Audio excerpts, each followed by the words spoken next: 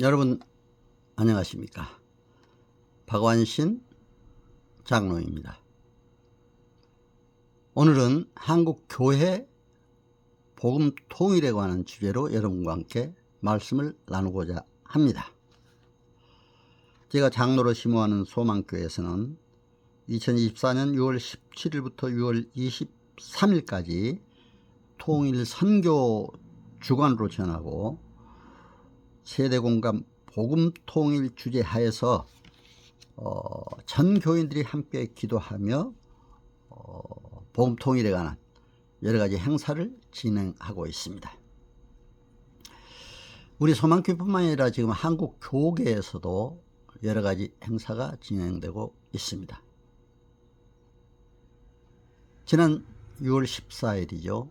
호국보훈의 달 맞아 영락교회에서 김성 목사님, 담임 목사님이시죠.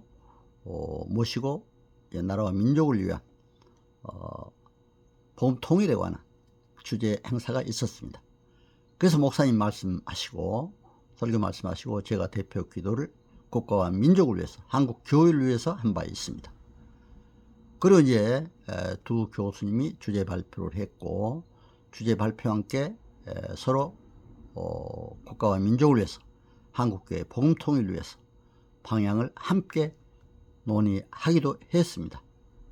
그래서 오늘 한국교회가 과연 복음 통일에 관해서 어떻게 해야 될 것인가, 어떤 방향으로 나가야 할 것인가에 관해 여러분과 함께 말씀을 나누고자 합니다. 먼저 평화통일 선교 전략 방향이 있어야 됩니다. 목표와 비전이 있어야 됩니다. 통일선교 정책의 효율적 추진을 위해서 한국교회는 먼저 하나님께 기도하며 꾸준한 노력을 해가야 됩니다. 통일선교의 목표는 하나님 나라 확장에 있습니다. 북한 땅에도 한국에도 세계에도 하나님 나라 확장에 기여할 수 있는 이런 목표를 가지고 움직여야 됩니다. 하나님 나라의 특징이 뭡니까? 주권성, 통치권성, 선물성, 노력성, 현재성, 미래성이 있다는 걸 아시고 통일과 북한 선교는 하나님이 우리에게 주신 지상 명령임을 믿고 통일 선교에 대한 비전과 열정을 갖고 기도로 뜨거운 영혼으로 뜨거운 가슴으로 물질로 힘을 모아야 한다고 생각을 합니다. 이러한 목표 하에서 통일문화 창출에 기여해야 된다. 평화통일 선교문화 창출에 기여해야 된다. 이렇게 생각을 합니다. 한국로 내 통일문화 창출 위해 범교단적 노력도 필요합니다. 한국 내에 심화되어 있는 지역 간, 계층 간, 세대 간 빈부 간, 좌우 이데올로기 간 갈등을 해소해야 됩니다. 남남 갈등 해소 없이 어떻게 평화통일, 북한 선교를 한다고 할 수 있겠습니까? 안타까운 것이 한국의 갈등 지수가 OECD 국가 중에 최고치라고 그래요. 예수님 제자들도 물론 반대 사고를 가진 제자들이 있었습니다. 좌우 모임이 있었습니다. 좌파의 쿰란파, 또 열심당, 우파의 바리새파, 사두개파 등 그날 기도함으로 예수 안에서 하나가 됐습니다. 그리스도 안에서 십자가로 복음으로 하나가 돼야 된다. 이렇게 생각이 돼서 말씀을 드립니다. 그러면 이러한 목표와 원칙 또 통일문화 창출을 하면서 함께 우리가 또 해야 될 일이 있어요. 복음 통일을 위한 평화통일과 북한 선교에 관한 연구 교육 기능을 강화해 가야 됩니다. 북한을 모르고 어떻게 북한 선교한다고 할 수가 있습니까? 세계를 모르고 어떻게 세계 선교한다고 할 수가 있습니까? 특히 북한 선교를 위해서는 북한의 정치, 경제, 사회, 문화, 기독교 등 다양한 분야의 객관적 연구와 통일 교육이 필요합니다. 저는 하나님의 강권적 역사로 북한 행정으로 이제 사무관 서기관 시절 서울대학교 야간부는 행정대학원은 바로 사무관 서기관급 이상 응시 자격을 주어서 거기에 들어가서 공무원 시절에 북한 행정으로 남이 안 한 북한 행적으로 석사하기로 했습니다. 최초로 북한 행적으로 석사를 했습니다. 너무 감사해요. 북한 선교하라는 사역을 하나님이 주신 거예요. 그래서 서울대학에 이제 박사과정까지 합격을 했는데, 박사과정은 또 서울대학은 낮에 공직에 있는 사람 위탁교육을 받아야 되거나 또 낮에 주로 교육을 하기 때문에 낮에 놀면서 공부를 해야 되는데, 저는 그렇게 할 수 있는 입장이 못 되고 공직에 그때 실장급 중요한 그 연구 기관에 또 그런 책임자를 맡고 있었기 때문에 나갈 수가 없어서 제가 단국대학에 와서 박사학위를 했습니다. 북한 행적으로 했습니다. 단국대학은 마침 오후 3시 이후에 그 강의를 시작하더라고요. 그래서 그때 제가 근무했던 장관에게 허락까지 받아가지고 다 그게 가게 됐습니다. 너무 감사해요.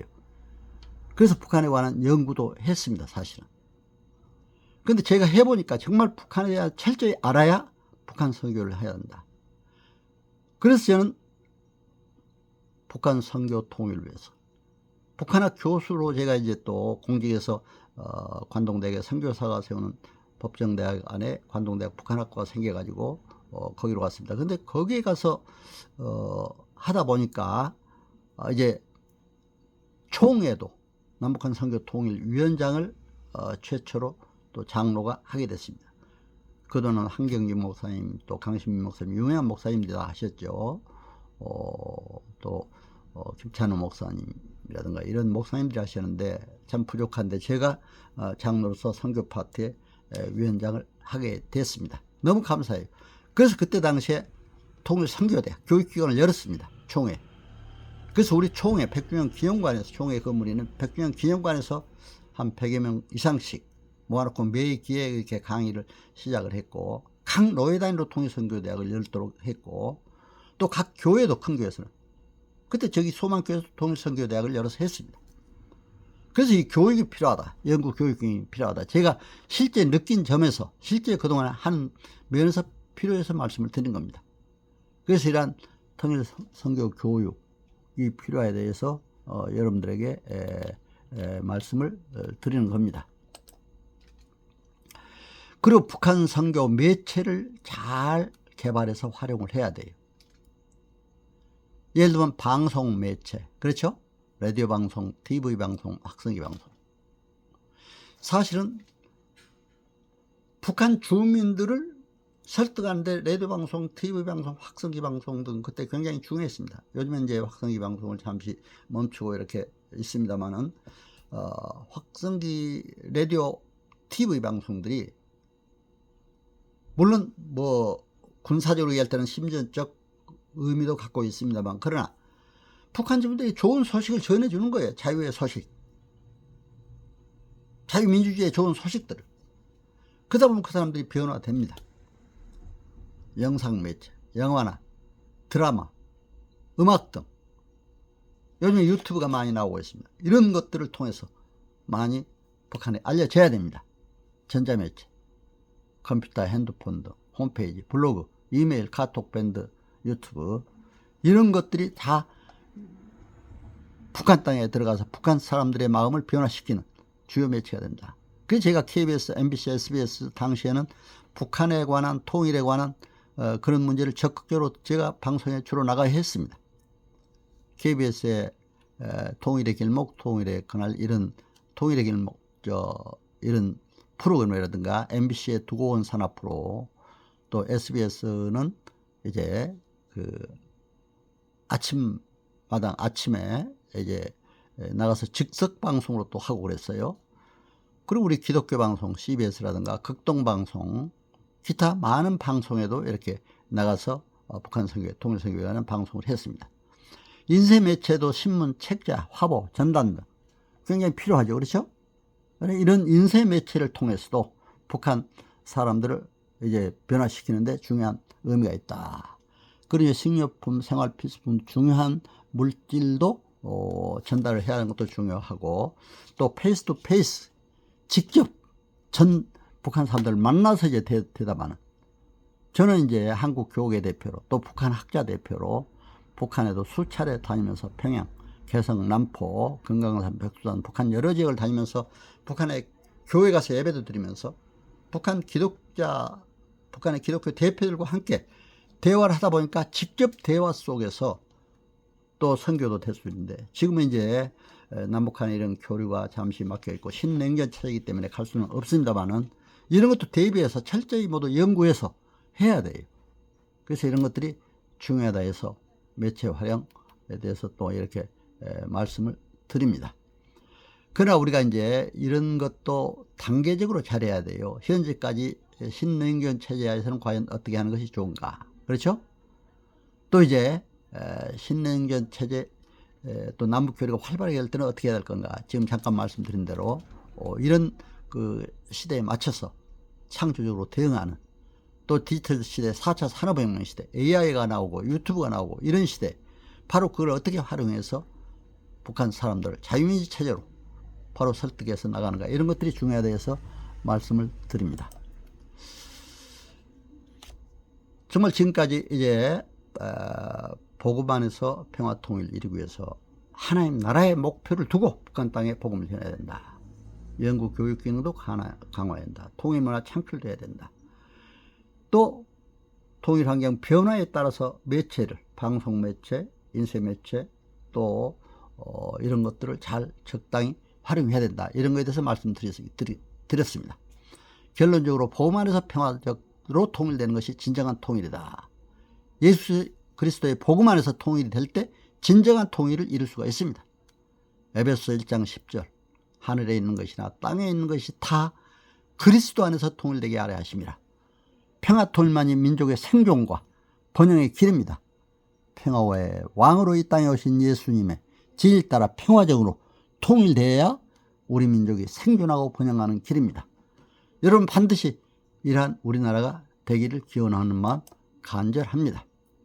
이제 참고로 제가 북한 선교, 북한학에 대한 이런 주요 책들을 여기다 소개했습니다. 제가 북한 행경론, 또 북한 선교 1, 2권, 엠마오에서 발행했죠. 꿈에도 소원 통일, 또 신북한학, 평화통일과 북한 복음화, 또 북한의 경제와 경영, 금강산에 메아리친 통일의 노래, 마음으로 여는 통일, 평양에서 본 북한 사회, 신북한 행경론, 북한 종교와 선교 통일, 평양 하늘을 울리는 사랑의 노래, 평화통일과 북한 복음화, 세계로 하나로 달리는 진리의 빛, 이런 이제 대학 교재가 한 20여 권 나왔습니다만 중요한 것만 소개를 했습니다. 그리고 제가 이제 시수필 문단에 등단했기 때문에 문학적으로 또 북한의 문학인들과도 함께 백두산도 올라가고 그랬습니다.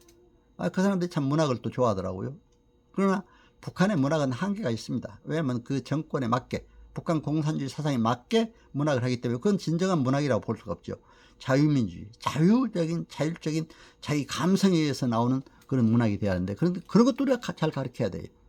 그래 여러분, 이렇게 교재를 활용하고, 제가 미국이나 캐나다, 중국, 일본, 러시아, 유럽, 또 동남아, 몽골 다 다니면서 이제 강의도 이렇게 많이 했습니다. 근데 특히 제가 잊을 수 없는 건 시카고에 있는 트리니티 신학대학이죠. 거기서 제가 한 1주간 넘게 북한 선교에서 이런 책을 가지고 강의를 했어요. 그랬더니 제 강의를 듣고 북한 선교에 대한 박사학위 논문도 써서 하신 그 목사님들이 계신데 너무 감사해요. 그리고 우리 장신대를 비롯해서 총신대, 또 서울신학대학, 성결교신학대학, 또 감리교, 개통인 이제 여러 가지 그 신학대학, 또 여러 곳에 가서 초급파적으로 이렇게 저는 강의를 했습니다. 그렇기 때문에 너무 감사해요. 하나님의 역사로 부족하지만 이렇게 이 많은 책들이 읽혀지고 있다 해서 감사를 드립니다. 각 대학에서도 이렇게 교재를 하고 있고, 또 이제 이런 서적을 하고 있으니까 참고로 제가 이렇게 말씀을 드렸습니다. 여러분, 오늘 제 말씀 잘 청취해 주셔서 감사합니다. 여러분, 무더운 날씨에 건강하시고 행복하시길 기원합니다. 감사합니다.